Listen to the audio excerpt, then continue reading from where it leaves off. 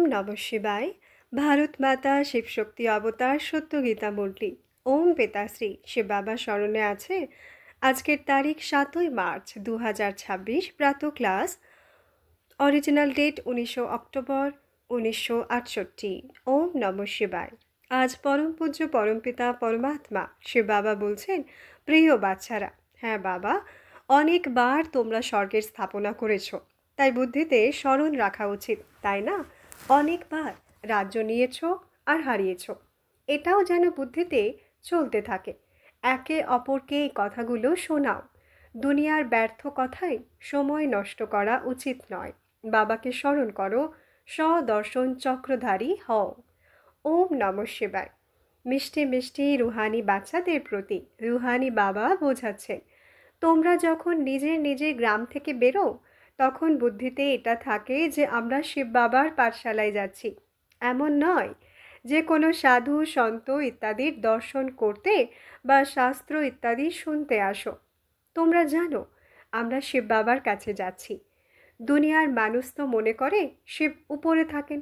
যারা যারা শিবের পূজারী তারা যখন স্মরণ করে তখন চোখ খুলে বসে না, তারা চোখ বন্ধ করে ধ্যানে বসে।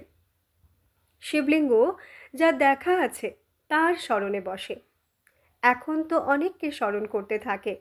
যদিও শিবের মন্দিরে যাবে তবুও সে বাবাকে স্মরণ করবে তো উপরের দিকে দেখবে বা মন্দির মনে পড়বে, চোখ বন্ধ করে বসে।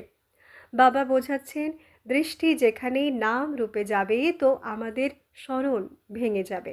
এখন তোমরা বাচ্চারা জানো, যদিও আমরা শিব বাবাকে স্মরণ করতাম, কেউ কৃষ্ণকে স্মরণ করত, কেউ রামকে স্মরণ করত, কেউ নিজের গুরুকে স্মরণ করত।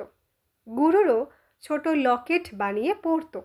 ভক্তি মার্গে তো সবাই এমনই, ঘরে বসেও স্মরণ করে, তারপর তাদের স্মরণে যাত্রাতেও যায়। চিত্র তো ঘরে রেখেও পুজো করতে পারে, তাই না? কিন্তু এটাও ভক্তির রীতিনীতি পুরো হলো। জন্ম জন্মান্তর যাত্রায় যায়, 4 ধামের যাত্রা করে। 4 ধাম কেন বলে? ইস্ট ওয়েস্ট চারিদিকে চক্কর লাগায়। ভক্তিমার্গ যখন শুরু হয় তখন প্রথমে একজনের ভক্তি করা হতো। একে বলা হয় অব্যভিচারী ভক্তি। শতপ্রধান ছিল, এখন তো এই সময়ে তমপ্রধান। ভক্তিও ব্যভিচারী। অনেককে স্মরণ করতে থাকে। তমপ্রধান 5 তত্ত্বের তৈরি শরীরকেও পুজো করতে থাকে। সন্ন্যাসীদের শরীর কি দিয়ে তৈরি হয়? বিকার থেকে। তমপ্রধান তত্ত্ব দিয়ে তৈরি শরীর পায়। তো যেন তমপ্রধান ভূতদের পুজো করে। কিন্তু এই কথাগুলো কেউ বোঝে নাকি? যদিও এখানেও বসে আছে, কিন্তু বুদ্ধির যোগ কোথায় কোথায় ঘুরতে থাকে। এখানে তো তোমাদের বাচ্চাদের চোখ বন্ধ করে শিব বাবাকে স্মরণ করতে হবে না। জানো বাবা অনেক অনেক দূর দেশের নিবাসী। তিনি এসে বাচ্চাদের শ্রীমত দেন। শ্রীমতে চললেই তোমরা শ্রেষ্ঠ দেবতা হবে। দেবতাদের পুরো রাজধানী তৈরি হবে, তাই না? তোমরা এখানে বসে নিজেদের দেবী দেবতাদের রাজ্য স্থাপন করছো। আগে তোমাদের জানা ছিল নাকি তা কিভাবে স্থাপন হয়েছিল? এখন জানো। বাবা আমাদের বাবাও টিচার হয়ে পড়ানো আর তারপরে সাথেও নিয়ে যান, সদ্গতি করবেন। গুরুরা কারো গতি সদ্গতি করে না। এখানে তোমাদের বোঝানো হয় এক বাবা, টিচার আবার গুরুও। বাবার কাছ থেকে বর্ষা পাওয়া যায়। গুরু পুরনো দুনিয়া থেকে নতুন দুনিয়ায় নিয়ে যাবেন। এই সব কথা বয়স্ক মাতারা তো বুঝতে পারে না। তাদের জন্য মুখ্য কথা হলো নিজেকে আত্মা মনে করে শিব বাবাকে স্মরণ করা। আমরা শিব বাবার বাচ্চা। শিব বাবা আমাদের স্বর্গের পর্সা দেবেন। বয়স্ক মাতাদের আবার এমন সরল ভাষায় বোঝানো উচিত। এটা তো প্রতিটি আত্মার অধিকার, বাবার কাছ থেকে বর্ষা নেওয়া। মৃত্যুর সামনে দাঁড়িয়ে আছে। পুরনো দুনিয়া থেকে আবার নতুন অবশ্যই হতে হবে। নতুন থেকে পুরনো, পুরনো থেকে নতুন হয়। বাড়ি তৈরি হতে কত কম মাস লাগে, তারপর পুরনো হতে তা 100 বছর লেগে যায়। এখন তোমরা বাচ্চারা জানো এই পুরানো দুনিয়া এখন খতম হতে চলেছে। এই লড়াই যা এখন লাগছে তা আবার 5000 বছর পর লাগবে। এই সব কথা বয়স্করা তো বুঝতে পারে না। এটা আবার বড়দের কাজ তাদের বোঝানো। তাদের জন্য তো একটা অক্ষরই যথেষ্ট। নিজেকে আত্মা মনে করে বাবাকে স্মরণ করো। তোমরা আত্মা পরম ধামের নিবাসী। এখানে শরীর নিয়ে পাঠ বাজাচ্ছ। আত্মা এখানে দুঃখ আর সুখের পাঠ বাজায়। মূল কথা, বাবা বলেন সে বাবাকে স্মরণ করো, সুখধামকে স্মরণ করো। বাবাকে স্মরণ করলে পাপ কেটে যাবে আর তারপর স্বর্গে চলে আসবে। এখন যে যতটা স্মরণ করবে ততটাই পাপ কাটবে। বয়স্করা তো অভ্যস্ত হয়ে গেছে সৎসঙ্গ ইত্যাদিতে গিয়ে কথা শোনে। তাদের আবার পদে পদে বাবার স্মরণ করানো উচিত। স্কুলে পড়াশোনা হয়, কথা শোনা হয় না। ভক্তিমার্গে তোমরা এই অনেক কথা ইত্যাদি শুনেছ, কিন্তু তা থেকে কোনো লাভ হয়নি। ছি ছি, দুনিয়া থেকে নতুন দুনিয়ায় তো যেতে পারবে না। কোনো বিদ্বান পণ্ডিত আচার্য কারো খেয়ালে এটা আসে না যে সুখধাম শান্তিধাম কোন বস্তুর নাম। আগে তোমরাও জানতে না। বড় বড় চিন্ময়ানন্দ সুধানন্দ সুখধাম দুঃখধামকে জানে নাকি? সুখধামকে তো তারা দেখেও না। তারা তো বলে দেয় সুখ কাকের বিষ্ঠার সমান। তো কাউকে তারা রাস্তা দেখাবে নাকি? তোমরা বোঝাও, তবুও কুম্ভকর্ণের ঘুম ঘুমিয়ে থাকে। সন্ন্যাসী কি জানবে সুখধাম শান্তিধাম সম্পর্কে? শান্তিধামের নামও তাদের জানা নেই। তারা তো বলে আমরা ব্রহ্মে লীন হয়ে যাব। সুখধাম সম্পর্কেও তাদের জানা নেই। বাবা বলেন লোকেরা শান্তি দেবা বলে ডাকে, কিন্তু শান্তি কোন জিনিসের নাম তা তারা জানেই না, কিছুই জানে না। না রচয়িতা বাবাকে না রচনাকে জানে, নেতি নেতি বলে দেয়। তোমরাও আগে জানতে না, ভক্তি মার্গকে তো ভালোভাবেই জানতে। ঘরেও অনেকের কাছে মূর্তি থাকে, জিনিস তো একটাই। কোনো স্বামীরাও স্ত্রীকে বলে তুমি ঘরে বসে মূর্তির পুজো করো, বাইরে ধাক্কা খেতে কেন যাও? কিন্তু তাদের ভাবনা থাকে। এখন তোমরা বোঝো, তীর্থযাত্রা করা মানেই ভক্তি মার্গের ধাক্কা খাওয়া। অনেকবার, অগণিতবার তোমরা 84 চক্কর খেয়েছ। সত্যযুগ ত্রেতায় তো কোনো যাত্রা হয়ই না, সেখানে কোনো মন্দির ইত্যাদি হয়ই না। এই যাত্রা ইত্যাদি সবই ভক্তি মার্গে হয়। জ্ঞান মার্গে এসব কিছুই হয় না। তাকে বলা হয় ভক্তি। জ্ঞান দেওয়ার মতো তো এক বাবা ছাড়া আর কেউ নেই। তিনিই জ্ঞানের সাগর। জ্ঞান দিয়েই সদ্গতি হয়। সদ্গতি দাতা এক বাবাই। শ্রী শ্রী সে বাবাই বলেন তার টাইটেলের দরকার নেই, এটা তো মহিমা করে। তাকে তো সে বাবাই বলে। তোমরা ডাকো সে বাবা, আমরা পতিত হয়ে গেছি, আমাদের এসে পাবন বানাও। ভক্তি মার্গের পাকে গলা পর্যন্ত ফেসে আছে। ফেসে গিয়ে আবার চিৎকার করে। বিষয় বাসনার পাকে একদম ফেসে যায়। সিঁড়ির নিচে নামতে নামতে আবার নর্দমায় ফেসে যায়। কারো জানাই থাকে পণ্ডিত, তখন বাবাকে বলে এসে আমাদের পাক থেকে বের করো।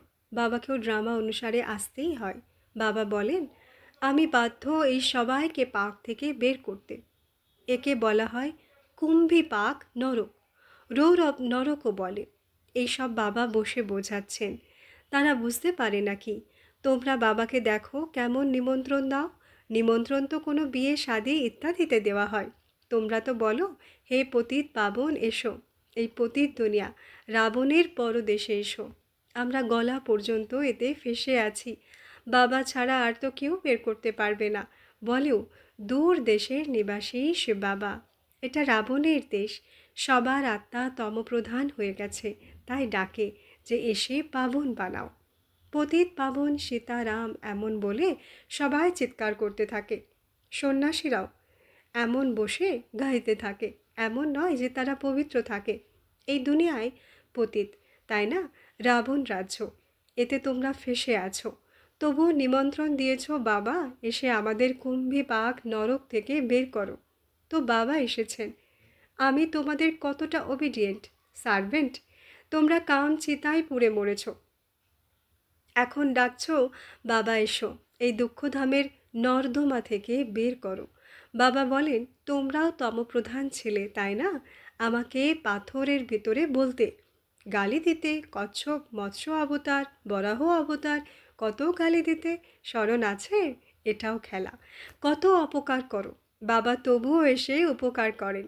তোমরা পূজ্য দেবতা ছিলে, তারপর পতিত হও তো গালি দাও, কণায় কণায় পরমাত্মা বলে দাও, কত কড়া গালি। আধা কল্প গর্ভ জেলেও সাজা ভোগ করেছ, দুঃখও ভোগ করেছ, আয়ুও ছোট, অকালে মৃত্যু হয়ে এসেছে। ড্রামাতে অপার দুঃখ তোমরা বাচ্চারা দেখেছ।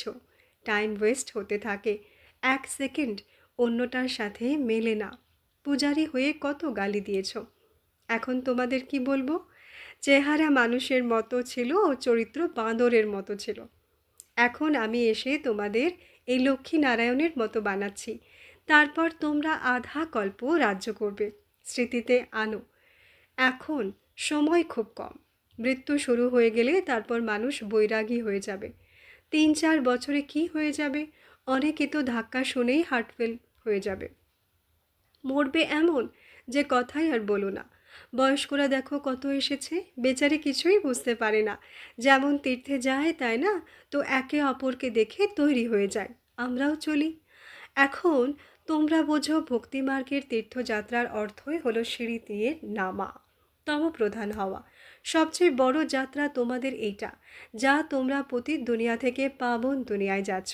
তো এই বাচ্চাদের কিছু না কিছু সে বাবার স্মরণ করাতে থাকো। উঁচু পদ তো পেতে পারবে না, তবে হ্যাঁ, স্বর্গে আসবে। শিব বাবার নাম স্মরণে আছে, একটু আধটু শোনে তো স্বর্গে আসবে, এটা তো অবশ্যই পাবে। বাকি পদ তো পড়াশোনা থেকে, তাতে অনেক পার্থক্য হয়ে যায়। উঁচুর থেকে উঁচু, আবার কমের থেকে কম, রাত দিনের পার্থক্য হয়ে যায়। কোথায় প্রাইম মিনিস্টার, প্রেসিডেন্ট, কোথায় চাকর বাকর, মেথর ইত্যাদি। রাজধানীতে তো নাম্বার ওয়ার হয়, তাই না? স্বর্গেও রাজধানী হবে, কিন্তু সেখানে পাপাত্তা নোংরা বেকারি হবে না। ওটা হলোই নির্বিকারী দুনিয়া। তোমরা বলবে আমরা এই লক্ষ্মী নারায়ণ অবশ্যই হব। তোমাদের হাত তুলতে দেখে বয়স্করাও হাত তুলে নেবে, বোঝে কিছুই না। আবার বাবার কাছে এসেছে তো স্বর্গে তো যাবেই, কিন্তু সবাই এমন হবে নাকি? বাবা বলেন আমি গরিব নেওয়াজ। বাবা তো গরিবদের দেখে খুশি হন। যদিও কত বড় বড় শাহকার পদ্মপতি হোক, তাদের থেকেও এরা উঁচু পদ পাবে 21 জন্মের জন্য। এটাও ভালো। বয়স্করা যখন আসে তো বাবার খুশি হয়। তবুও শ্রীকৃষ্ণ পুরীতে তো যাবে, তাই না? এটা তো রাবণপুরী। যারা ভালোভাবে পড়বে তো কৃষ্ণকেও কোলে দোলাবে। প্রজা কি আর ভিতরে আসতে পারবে? তারা তো কখনো কখনো দর্শন করবে, যেমন পোপ দর্শন করায়, তাই না? লাখো মানুষ এসে জড়ো হয় দর্শন করতে। তোমরা বলবে তারা তো পতিত, পতিতদের পতিত দর্শন করে কি করবে? এবার পাবন তো এক বাবাই, যিনি তোমাদের এসে এবার পাবন বানান, সারা বিশ্বকে শতপ্রধান বানান। সেখানে এই 5 ভূত থাকবে না, 5 তত্ত্ব শতপ্রধান হয়ে যায়, তোমাদের গোলাম হয়ে যায়। কখনো এমন গরম হবে না যাতে ক্ষতি হয়ে যায়। 5 তত্ত্ব নিয়ম অনুসারে চলে, অকালে মৃত্যু হয় না। এখন তোমরা স্বর্গে যাচ্ছ তো, নরককে বুদ্ধি থেকে ভুলে যাওয়া উচিত। যেমন নতুন বাড়ি তৈরি করে তো পুরনো থেকে বুদ্ধি সরে যায়, তাই না? বুদ্ধি যেমন নতুন বাড়িতেই চলে যায়। এটা আবার বেহাদের কথা। নতুন দুনিয়ার স্থাপনা হচ্ছে, পুরনো দুনিয়ার বিনাশ হতে হবে। তোমরা হলে নতুন দুনিয়া স্বর্গ প্রস্তুতকারী। তোমরা খুব ভালো কারিগর, নিজেদের জন্য স্বর্গ বানাচ্ছ। কত বড় ভালো কারিগর, নিজেদের জন্য নতুন দুনিয়া স্বর্গ বানাচ্ছ স্মরণের যাত্রা দিয়ে। একটুও স্মরণ করো তো তোমরা স্বর্গে চলে আসবে। তোমরা গুপ্ত বেশে নিজেদের স্বর্গ বানাচ্ছ। জানো আমরা এই শরীর ছেড়ে তারপর গিয়ে স্বর্গে নিবাস করব।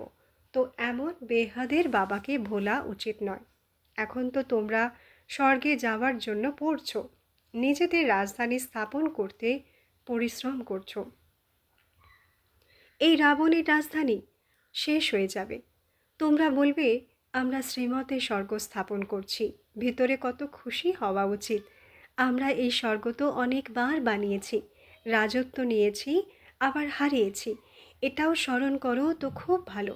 আমরা স্বর্গের মালিক ছিলাম, বাবা আমাদের এমন বানিয়েছিলেন।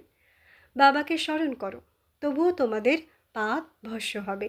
কত সহজ রীতিতে তোমরা স্বর্গ স্থাপন করছো। কোনো মাটি, ইট ইত্যাদি তুলতে হয়? কিছুই না। শিব বাবা ব্রহ্মার দ্বারা নতুন দুনিয়ার স্থাপনা করছেন।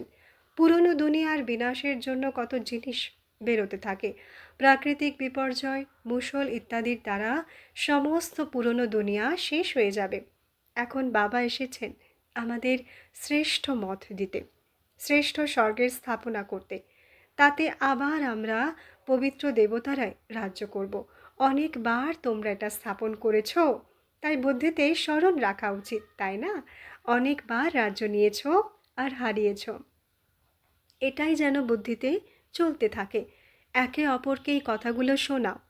দুনিয়ার ব্যর্থ কথায় সময় নষ্ট করা উচিত নয়। বাবাকে স্মরণ করো, স্বদর্শন চক্রধারী হও। এখানে বাচ্চাদের ভালোভাবে শুনে তারপর মন্থন স্মরণ করতে হবে। বাবা কী শোনালেন? শিব বাবা আর বর্ষাকে তো অবশ্যই ইয়াদ করা উচিত।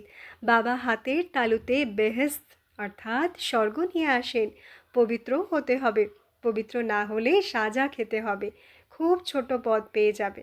স্বর্গে উঁচু পদ পেতে হলে ভালোভাবে ধারণা করো। বাবা রাস্তা তো খুব সহজ বলে দেন। আচ্ছা, গুড মর্নিং।